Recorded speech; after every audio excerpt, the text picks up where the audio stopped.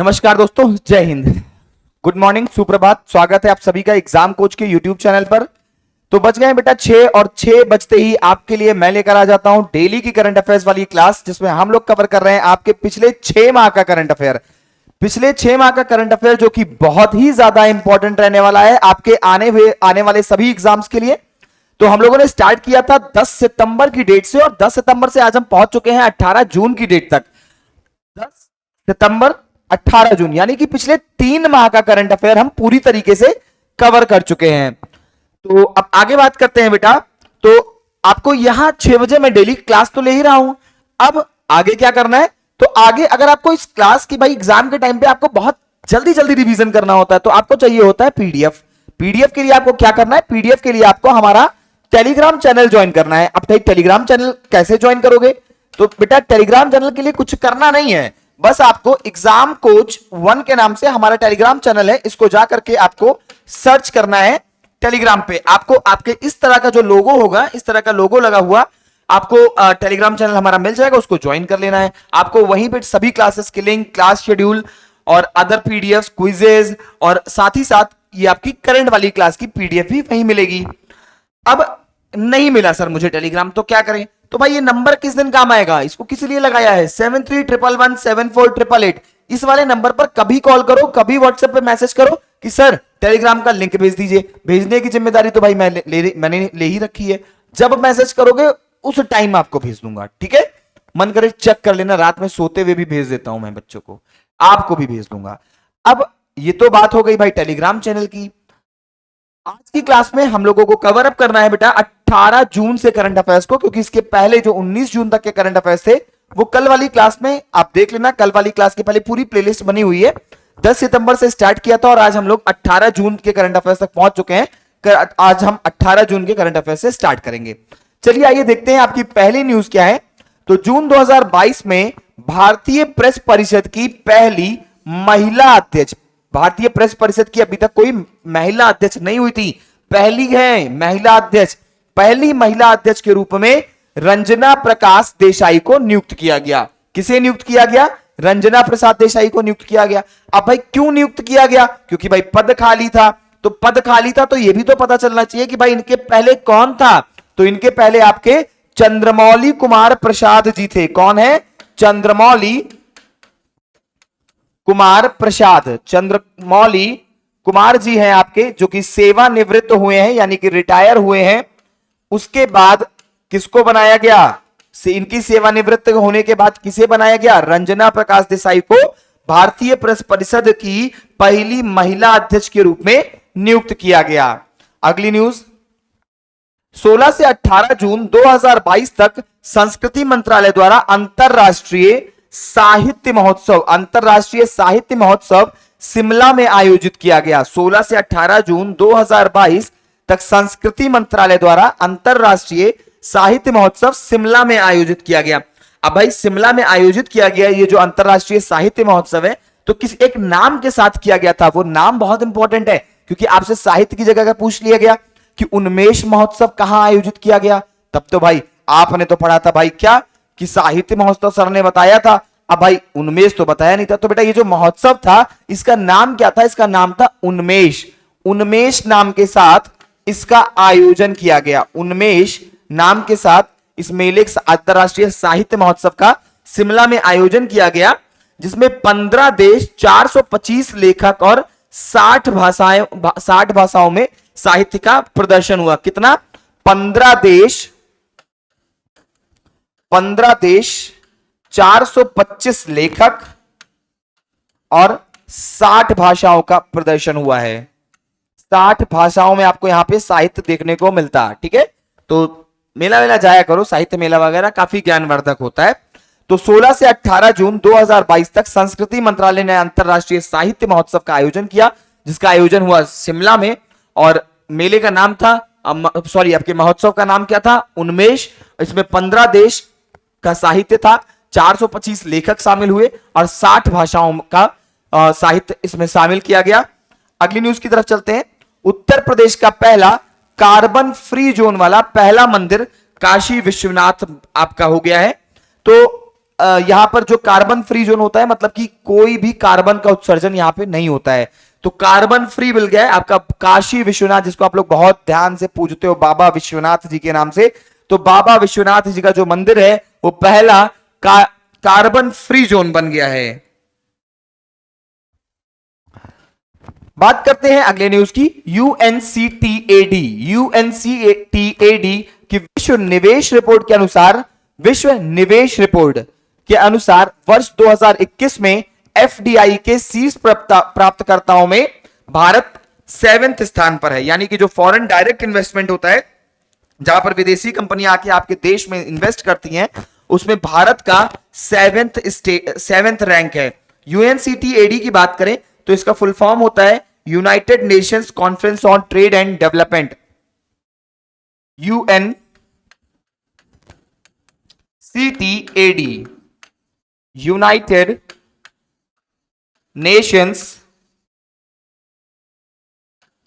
Conference on trade and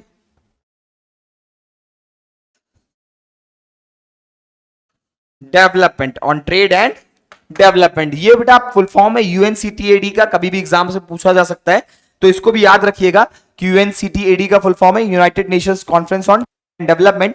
तो इसने विश्व निवेश रिपोर्ट की एक रिपोर्ट तैयार किया है वर्ष 2021 में। तो उसमें बताया है कि एफडीआई जो है, जो फॉरेन डायरेक्ट इन्वेस्टमेंट है, उसमें भारत का 7वां स्थान है। तो भारत का स्थान सबसे ज्यादा इंपॉर्टेंट है, इसीलिए देखिए लाल लाल लिख दिया है। लाल इसीलिए किया क्योंकि बहुत इंपॉर्टेंट है। पर इसके साथ साथ यह भी इंपॉर्टेंट हो जाता है कि फर्स्ट, सेकंड और थर्ड प्लेस कौन होल्ड करता है फॉरेन डायरेक्ट इन्वेस्टमेंट के मामले में।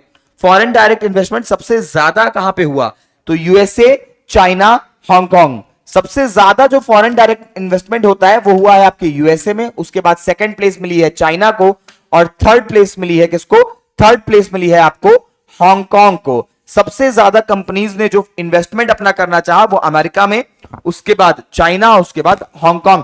भारत भी बेटा कोई खास पीछे नहीं है, 7वां नंबर है भाई। इतने देशों में 7वां स्थान फॉरेन डायरेक्ट इन्वेस्टमेंट में करना बड़ी बात है। यानी कि कंपनियों ने भारत को उद्योग के लिए एक बेहतर ऑप्शन माना है, तभी तो इतना इन्वेस्टमेंट किया है। तो भारत का भी 7वां स्थान है। आगे बढ़ेंगे।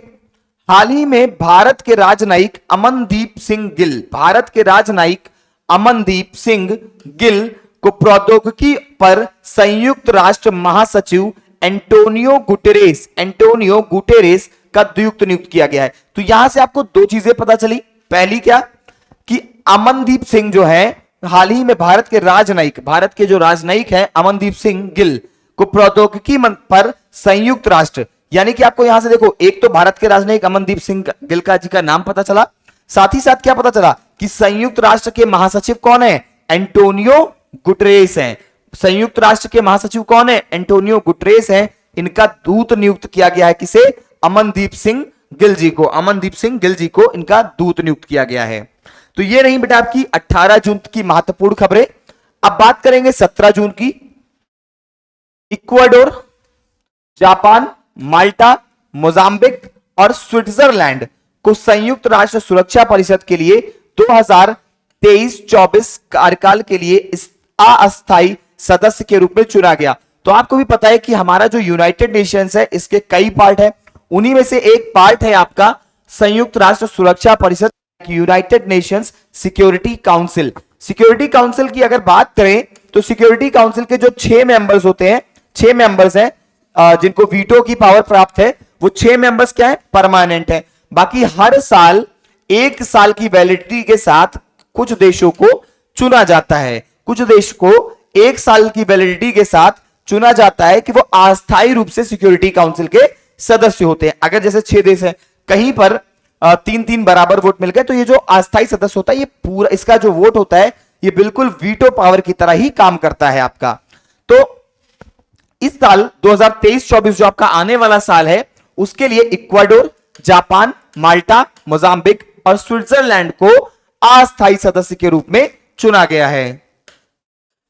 हाल ही में केंद्रीय मंत्री नरेंद्र सिंह तोमर ने ICAR national research centre on equine द्वारा विकसित जानवरों के लिए देश का पहला कोविड-19 वैक्सीन एनोकोवैक्स लॉन्च किया है। किसने किया है? केंद्रीय मंत्री नरेंद्र सिंह तोमर ने किया है। क्या किया है?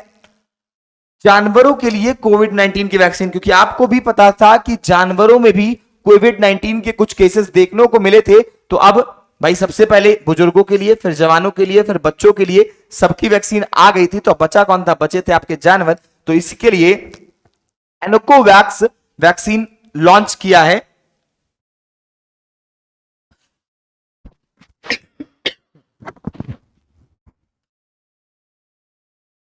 जून 2022 में चीन ने चांद का दुनिया का सबसे विस्तृत नक्शा जारी किया है। मतलब जो आपका चाइना है, चाइना ने क्या किया है? जो आपका मून है, चांद, इसका एक डिटेल्ड मैप जारी किया है, जिसमें मतलब चीजों को प्रॉपर, सबसे ज्यादा अभी तक की सबसे प्रॉपर वे में चीजों को दिखाया है।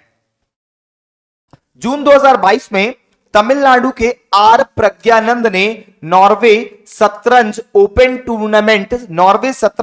टूर्नामेंट जीत लिया है। किसने जीता है नॉर्वे शतरंज का टूर्नामेंट? किसने जीता है? तो तमिलनाडु के निवासी हैं आपके आर प्रज्ञानंद जी। आपके आर प्रज्ञानंद जी कहां के निवासी हैं? तो आपके आर प्रज्ञानंद जी हैं वो नॉर्वे शतरंज का चैंपियनशिप जीता है और तमिलनाडु के निवासी हैं। इतनी बातें क्लियर, सारी पॉइंट्स इसमें इंपॉर्टेंट है, क्योंकि आपके जो पिछले 6 माह का जो ये करंट अफेयर है, ये आपके आने वाले सभी एग्जाम्स के लिए महत्वपूर्ण होगा, क्योंकि हम लोग पिछले 6 माह कवर करेंगे, फिर इसके बाद पिछले 6 माह कवर करेंगे। ठीक है भाई, चलिए करंट अफेयर्स 2022, 16 जून 2022, 18 से शुरू किया, 16 पे आ गए। हाल ही में उद्योगपति रतन टाटा को महाराष्ट्र के राज्यपाल भगत सिंह कोश्यारी द्वारा साहित्य के मानद डॉक्टर से सम्मानित किया गया। मतलब साहित्य के क्षेत्र में, यानी कि लिटरेचर के फील्ड में डॉक्टरेट की उपाधि से नवाजा गया है। किसे नवाजा गया है? तो उद्योगपति रतन टाटा जी को इस उपाधि से सम्मानित किया गया है। हाल ही में तेलंगाना के राहुल श्रीवास्तव पी भारत के 74वें ग्रैंड मास्टर बने हैं। तो तेलंगाना के हैं आपके राहुल श्रीवास्तव पी, ये भारत के 74वें ग्रैंड मास्टर बने हैं। संयुक्त राष्ट्र में यानी कि यूएन में बांग्लादेश की रबाब फातिमा को संयुक्त राष्ट्र का अवर महासचिव नियुक्त किया गया है। कहां की निवासी हैं ये? बांग्लादेश की निवासी हैं। क्या नाम है? रबाब फातिमा। याद रखिएगा, संयुक्त राष्ट्र में बांग्लादेश की रबाब फातिमा को संयुक्त राष्ट्र का अवर महासचिव नियुक्त किया गया है। यानी कि संयुक्त राष्ट्र की महासचिव कौन है? तो आपकी फातिमा जी हैं। और कहां की निवासी हैं? बांग्लादेश की निवासी हैं। हाल ही में भारत सरकार ने दक्षिण अफ्रीका और नामीबिया के साथ चीतों के सौदे को अंतरिम रूप दिया है। मतलब भारत की दक्षिण अफ्रीका और नामीबिया के साथ चीतों को लेकर के एक समझौता हुआ था, जिसमें आपको याद भी होगा कि 15 अगस्त वाली डेट में मैंने आपको एक न्यूज में बताया था कि चीतों का भारत आगमन हो भी चुका है। यह प्रधानमंत्री नरेंद्र मोदी जी के कुछ खास प्रयासों का ही रिजल्ट रहा है, क्योंकि आपको भी पता है कि चीतों का भारत से विलोपन बहुत पहले हो चुका है और दोबारा से प्रधानमंत्री नरेंद्र मोदी जी की यह पहल थी कि किसी तरीके से चीतों को के लायक रहने के लिए जो एक सुटेबल एनवायरमेंट होता है वो भारत में बनाया जाए और वापस से चीतों को लेके आया जाए। तो दक्षिण अफ्रीका और नामीबिया के साथ जो ये समझौता हुआ है उसके तहत भारत को उन्होंने कुछ चीते दिए भी हैं और जो कि 15 अगस्त को आपके देश में आ भी चुके हैं। 15 जून 2022, हाल ही में भारत का पहला केंद्रीकृत एसी रेलवे टर्मिनल, भारत का पहला केंद्रीकृत एसी रेलवे टर्मिनल यानी कि centralised AC railway terminal sir M Visvesvaraya terminal बनकर तैयार हो गया। यह बैंगलोर में है। तो भारत का पहला सेंट्रलाइज्ड एसी रेलवे टर्मिनल कहां पे है? भारत का पहला सेंट्रलाइज्ड रेलवे एसी टर्मिनल कहां पे है? बैंगलोर में है। टर्मिनल का नाम क्या है? टर्मिनल का नाम है sir M Visvesvaraya terminal. Sir M Visvesvaraya terminal कहां पे है? बांग्लादेश में है। बैंगलोर में है। बैंगलोर में है और खास बात क्या है कि ये पूरी तरीके से सेंट्रलाइज्ड एसी है। खेलो इंडिया यूथ गेम्स 2021, खेलो इंडिया यूथ गेम्स 2021 में उत्तर प्रदेश कुल 42 पदक 6 गोल्ड 17 सिल्वर 19 ब्रॉन्ज के साथ पदक तालिका में 12वें स्थान पर रहा। कितने स्थान पे? 12वें स्थान में। अब ये जो आपका खेलो इंडिया यूथ गेम्स है, इसके बारे में अगर हम लोग बेटा कुछ चर्चा करें तो आपका खेलो इंडिया यूथ गेम्स जो है ये 31 जनवरी, खेलो इंडिया यूथ गेम्स 31 जनवरी 2018 को, खेलो इंडिया यूथ गेम्स जो है आपका ये 31 जनवरी 2018 को प्रधानमंत्री नरेंद्र मोदी जी ने इस प्रोग्राम को लॉन्च किया था, जिससे हर स्कूल के स्टूडेंट्स को एज मतलब गेमर, एक अच्छे खिलाड़ी के रूप में डेवलप करने के लिए इस प्रोग्राम का लॉन्च किया था। और तब इस प्रोग्राम का नाम भी कुछ और हुआ करता था। इस प्रोग्राम का नाम था खेलो इंडिया स्टूडेंट गेम्स, खेलो इंडिया स्टूडेंट गेम्स 2018 में।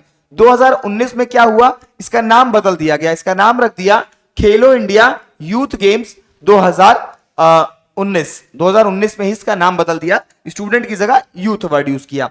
तो स्टार्ट कब हुआ प्रोग्राम? 31 जनवरी 2018। और ये जो आपका प्रोग्राम हुआ है ये कहां पे हुआ? कहां पे हुआ? पहली बात तो ये किस नंबर का था?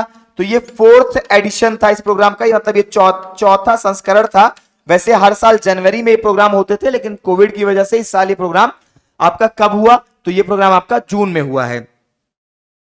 अब कहां पे हुआ? हरियाणा में। हरियाणा ने इस बार इस प्रोग्राम की होस्टिंग की है। खेलो इंडिया यूथ गेम्स जो है वो इस बार कहां हुए हैं? हरियाणा में हुए हैं। अब उत्तर प्रदेश का 12वां स्थान रहा, और अगर उत्तर प्रदेश का 12वां स्थान रहा 42 पदकों के साथ, तो किस स्टेट को शीर्ष स्थान प्राप्त हुआ? तो हरियाणा में प्रोग्राम हुआ, हरियाणा ही शीर्ष स्थान पे रहा। 52 गोल्ड 29 सिल्वर और 46 ब्रॉन्ज, 52 गोल्ड 29 सिल्वर और 46 ब्रॉन्ज के साथ पहला स्थान किसको मिला है? तो पहला स्थान मिला है हरियाणा को। फर्स्ट कौन आया? स्वयं हरियाणा।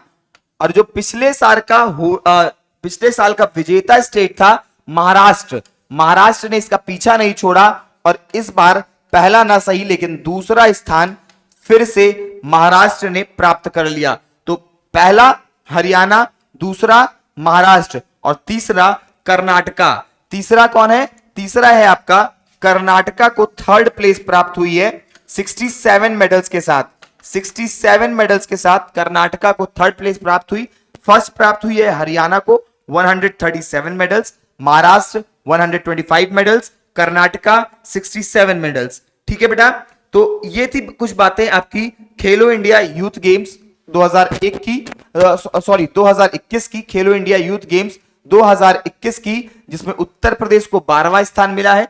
31 जनवरी 2018 को प्रधानमंत्री नरेंद्र मोदी ने इस प्रोग्राम को लॉन्च किया था। चौथा संस्करण था ये। हरियाणा ने इस बार इसकी मेजबानी किया है। आपका हरियाणा ने मेजबानी की और हरियाणा ने ही सबसे ज्यादा मेडल्स भी जीते हैं। महाराष्ट्र दूसरे नंबर पे रहा है और कर्नाटका तीसरे नंबर पे रहा है। तो ये थी बेटा कुछ कंप्लीट डिटेल बातें, जिसको याद रखिएगा, इंपॉर्टेंट रहेगा आपके एग्जाम्स के लिए। इस बार खेलो इंडिया यूथ गेम्स बहुत ज्यादा इंपॉर्टेंट रहेगा इस साल आपके लिए। चलिए आगे बढ़ते हैं।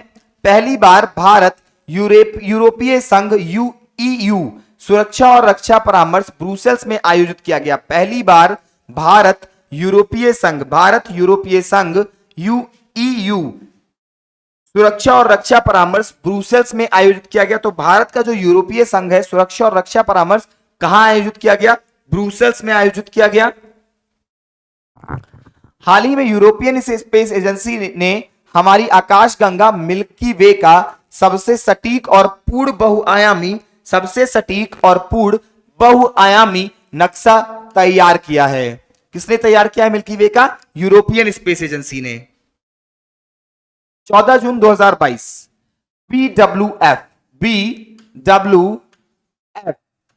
इंडोनेशिया मास्टर्स 2022 में महिला एकल का खिताब चीन के खिलाड़ी चेन यूफेई ने जीता है। किसने? BWF इंडोनेशिया मास्टर्स का खिताब किसने जीता? कहां के? चीन के खिलाड़ी चेन यूफेई ने जीता है। अगली न्यूज, BWF इंडोनेशिया मास्टर्स 2022 में पुरुष एकल का खिताब, ये महिला एकल हो गया आपका चीन के खिलाड़ी चेन यूफेई ने जीता, और पुरुष एकल का खिताब डेनमार्क के खिलाड़ी विक्टर एक्सेल्सन ने जीता है। हाल ही में बेल्जियम के मैक्स वेरस्टोपेन ने अजरबैजान फॉर्मूला 1 ग्रैंड प्री 2022 का खिताब जीत लिया है। कहां के हैं? बेल्जियम के मैक्स वेरस्टापेन ने अजरबैजान फॉर्मूला 1 ग्रैंड प्री 2022 जीत लिया है। कृषि और प्रसंस्कृत खाद्य उत्पाद निर्यात विकास प्राधिकरण ने आम के निर्यात को बढ़ावा देने के लिए बहरीन में 8 दिवसीय आम महोत्सव का आयोजन किया गया। अभी पिछली क्लास में मैंने आपको बताया था कि एक आम महोत्सव आपका यूरोप देशों में भी आम को बढ़ावा देने के लिए हुआ है। ठीक है, 13 जून 2022 में कैबिनेट ने 1305 करोड़ रुपए की अनुमानित लागत से गुजरात के धुलेरा में नए ग्रीनफील्ड हवाई अड्डे के पहले चरण के विकास के प्रस्ताव को मंजूरी दे दी है। जून 2022 में कैबिनेट ने सशस्त्र बलों में युवाओं की भर्ती के लिए अग्निपथ योजना को मंजूरी दे दी। अब जून 2022 में कैबिनेट ने सशस्त्र बलों में युवाओं की भर्ती के लिए अग्निपथ योजना को मंजूरी दे दी। अब जो हमारे यहां जो सैनिकों की भर्ती होगी वो अग्निपथ योजना के जरिए होगी, चाहे वो आपका एयरफोर्स हो, चाहे वो आपका नेवी हो, चाहे वो आपका आर्मी हो, तीनों फोर्सेस में जो होगा वो अग्निपथ योजना के तहत ही सैनिकों की भर्ती होगी। इनकी जो सैलरी होगी बेटा वो कहीं ना कहीं कम होगी। रेगुलर बेस के जो सैनिक भर्ती किए जाते थे उनसे इनकी तनख्वाह थोड़ी कम होगी, और ये जो जॉब होगी ये सिर्फ और सिर्फ 4 साल के लिए होगी। पहली चीज, ये कितने साल की सर्विस है? अग्निपथ योजना के तहत आपको कितने साल की सर्विस दी जाएगी सेना में? सिर्फ 4 साल की सर्विस दी जाएगी। हालांकि इससे नंबर ऑफ सिलेक्शंस बढ़ जाएंगे, और इसके लिए जो मिनिमम एज है वो है 17 साल। 17 साल, और इस साल जो चूंकि कोविड की वजह से कुछ हमारे बच्चे ऐसे थे जिनको मौका ही नहीं मिल पाया, तो इसलिए 17 से 21 इसकी एज होती है, लेकिन इस बार 17 से 23 साल कर दिया गया है, थोड़ा सा एक्स्ट्रा दिया गया। तो 17.5 से 23 है इस बार, एकदम पॉइंट में एग्जैक्ट अगर देखें तो 17.5 से 23 साल इस बार मौका है। 17 से 21 होता है आपका। इसमें जो आपको अग्निवीर योजना को अगर हम लोग डिटेल में देखें तो आइए एक बार इसको देख लेते हैं, बढ़िया से बेटा डिटेल में देख लेते हैं। अग्निवीर योजना, अग्निवीर योजना एलिजिबिलिटी की बात करें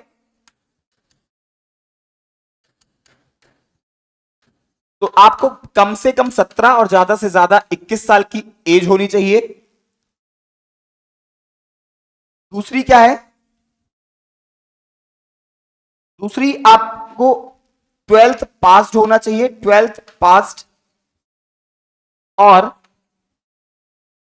2 पास, या तो आप पास्ड हो गए हो या पास होने वाले हो तो भी आप इसको फॉर्म को फिलअप कर सकते हैं। अब बात करते हैं कि अगर आपका अग्निवीर में सिलेक्शन होता है तो आपको कुल कितनी तनख्वाह मिलेगी।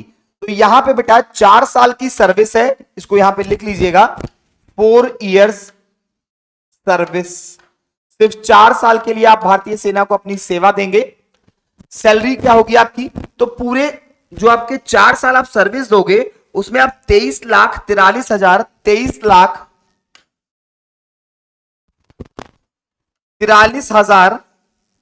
43,160 रुपीज आपकी सैलरी मिलेगी। पहली साल की बात करें, अगर फर्स्ट ईयर की हम लोग बात करते हैं तो जो आपका पहला साल होगा फर्स्ट ईयर में आपको 30,000 रुपए की तनख्वाह मिलेगी। फर्स्ट ईयर्स नहीं होता है, ईयर होता है, ठीक है। पहले साल में आपको कितना? पहली साल में आपको बेटा मिलेगी 30,000 रुपए तनख्वाह, 30। दूसरे साल में सेकेंड ईयर में आपको 33,000, सेकेंड ईयर में आपको 33,000 रुपए तनख्वाह मिलेगी। फिर जो आपका तीसरा साल होगा, थर्ड में आपको मिलेगी 36,500 रुपए की आपकी तनख्वाह हो जाएगी। और चौथे साल में आपको, फोर्थ ईयर में आपको 40,000 रुपए तनख्वाह दिया जाएगा। 40,000। अब होगा क्या कि जो आपकी तनख्वाह है 30,000, इसमें से 30% का डिडक्शन रखा है। 30% का डिडक्शन होगा आपका, 30% डिडक्शन होगा और 30% प्लस 30% गवर्नमेंट ऐड करेगी अपनी तरफ से। यानी कि जितना अमाउंट, जैसे आपकी पहली साल की सैलरी 30,000 है, उसका 30% निकालें तो लगभग आएगा आपका 8-9 हजार के आसपास आएगा। तो उसको गवर्नमेंट काट के आपके खाते में ही जमा करेगी, वो ऐसा आपको रिटायरमेंट फंड मिलता है, ठीक है। और फिर उतना ही अमाउंट जितना आपकी सैलरी से कटेगा, जैसे मान लिया आपके सैलरी से 7,000 8,000 रुपए कटा, तो उतना ही पैसा गवर्नमेंट भी आपके खाते में डालेगी और रिटायरमेंट के टाइम पे आपको वो पैसा मिल जाएगा इकट्ठा। अब खास बात क्या है कि रहना खाना ये सारी चीजें भी गवर्नमेंट ही दे देगी अपनी तरफ से। तो आप ये जो सैलरी वाला पैसा ये भी आपका पूरा बचेगा, क्योंकि मेडिकल, रहना खाना सब कुछ, कपड़ा, ये सब कुछ आपको गवर्नमेंट की तरफ से प्रोवाइड होगा। तो फिलहाल जो 30% का डिडक्शन, 30% ये, तो लगभग 11-12 लाख रुपए आपको यहाँ पे रिटायरमेंट के टाइम पे सेफ इकट्ठा ही मिल ही जाता है। फिर इधर इतनी तनख्वाह भी 11 लाख कुछ हजार के आसपास आपको तनख्वाह भी मिल जाती है। तो टोटल 23 लाख रुपए, 23,46,000 यानी कि लगभग 23.5 लाख रुपए आप 4 साल में कमा के बैठ जाओगे। कुछ खास बुरा नहीं है। हाँ, अगर आपके पास स्पेशल एबिलिटीज है तो ऐसा नहीं है कि आपको निकाल ही दिया जाएगा, इसमें रिजर्वेशन सिस्टम भी है। अगर आप अच्छा प्रदर्शन करते हैं तो आपको फर्दर प्रमोट भी किया जाएगा, फर्दर प्रमोट भी कर दिया जाएगा। तो बेटा ये हुई बात अग्निपथ योजना की, अग्निवीर योजना की। आप लोग भी काफी संख्या में इस बार युवाओं को देखा गया जिन्होंने अग्निवीर का फॉर्म डाला और आर्मी के लिए कोशिश की। वो तो सब बेटा देशभक्ति की बात है। चलिए, आई होप कि आपको ये सारी चीजें क्लियर हो गई होंगी अग्निपथ के बारे में। हाल ही में कर्नाटक सरकार ने फ्रूट्स सॉफ्टवेयर लॉन्च किया है।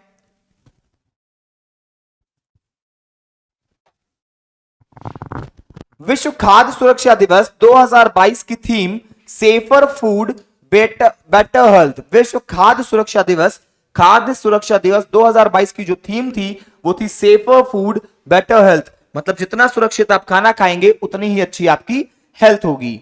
हाल ही में जारी पर्यावरण प्रदर्शन सूचकांक 2022 में शीर्ष 3 देश डेनमार्क, यूके और फिनलैंड है। पर्यावरण प्रदर्शन सूचकांक में, यानी जो इन्वायरमेंटल सेफ कंट्रीज हैं उसमें डेनमार्क, यूके और फिनलैंड है। फ्रेंच ओपन 2022 टेनिस टूर्नामेंट में महिला एकल का खिताब पोलैंड की खिलाड़ी ईगा स्वेटिक ने जीता है। ईगा स्वेटिक ने जीता है। फ्रेंच ओपन 2022 टेनिस टूर्नामेंट में महिला एकल का खिताब पोलैंड की खिलाड़ी ईगा स्वेटिक ने जीता है। फ्रेंच ओपन 2022 टेनिस प्रतियोगिता के पुरुष सिंगल्स के फाइनल में फ्रांस के राफेल नडाल कास्पर रूड को हराकर टूर्नामेंट का 14वां एकल खिताब जीत लिया है। हाल ही में जारी क्यूएस वर्ल्ड यूनिवर्सिटी रैंकिंग 2023 में अमेरिका की Massachusetts institute of technology MIT लगातार 11वें साल टॉप यूनिवर्सिटी है। जो आपकी क्यूएस के बारे में बताया था ना, क्यूएस यूनिवर्सिटीज की रैंकिंग करती है, शहरों की रैंकिंग करती है। तो उसमें 2023 में अमेरिका की Massachusetts institute of technology MIT लगातार 11वें साल यूनिवर्सिटी की रैंकिंग पाई है। भांग को गैर अपराध घोषित करने वाला एशिया का पहला देश थाईलैंड बन गया है। तो भांग को गैर अपराध घोषित करने वाला एशिया का पहला देश थाईलैंड है। तो अगर आप भांग लेते हैं तो अब आपके ऊपर थाईलैंड चले जाइएगा, वहां पे ये कोई भी अपराध नहीं माना जाएगा। इवन इसके ऊपर कोई भी चार्जेस अब आपके ऊपर नहीं लगेंगे। आप इसको एक नॉर्मली जैसे सब कुछ लेते हो वैसे ले सकते हो, तो कोई दिक्कत की बात नहीं है। तो आज की क्लास के लिए बस इतना ही बेटा। आई होप कि आपकी सारी करंट की जो पॉइंट्स है वो आपको क्लियर हो गई होंगी, क्योंकि ये सभी बहुत इंपॉर्टेंट है। एक बार फिर बता दूं आपको कि 12 जून तक का करंट अफेयर कवर हो गया और हम पिछले 6 माह का करंट अफेयर कवर कर रहे हैं। आप लोग इसकी PDF पाने के लिए टेलीग्राम का चैनल जरूर ज्वाइन कर लीजिए। टेलीग्राम हमारा है एग्जाम कोच 1 के नाम से। टेलीग्राम है हमारा एग्जाम कोच 1 के नाम से, आप इसको जरूर ज्वाइन करिए। अगर आपको नहीं मिलता है टेलीग्राम में जाने पर तो आप 7311174888 ये नंबर आपकी स्क्रीन पर भी आ रहा है, साथ ही साथ यहां पे देखिए लिखा भी हुआ है 7311174888। तो आप इस वाले नंबर पर कॉल या व्हाट्सएप पर मैसेज करके भी आप ये करंट वाली क्लास की PDF मांग सकते हो। और अगर टेलीग्राम ज्वाइन कर लोगे तो अब तो बल्ले ही बल्ले हो जाएगी, क्योंकि वहां पे मिलती है आपको GS की quiz, PDF link, PDF class, sorry PDF notes, साथ में क्लासेस की लिंक, टाइम टेबल, सब कुछ मिलता है आपको टेलीग्राम में। तो टेलीग्राम कोशिश करिए ज्वाइन हो जाए, नहीं मिलता है तो इस वाले नंबर पर कॉल या मैसेज करके आप डायरेक्ट टेलीग्राम का लिंक भी ले सकते हो, ठीक है। तो टेलीग्राम का लिंक मिल जाएगा। आई होप कि आज आपका दिन बहुत अच्छा होगा। तो शुभम मंगलम, टाटा, बाय बाय, जय हिंद, जय भारत। कल सुबह 6 बजे आगे की करंट अफेयर्स के साथ।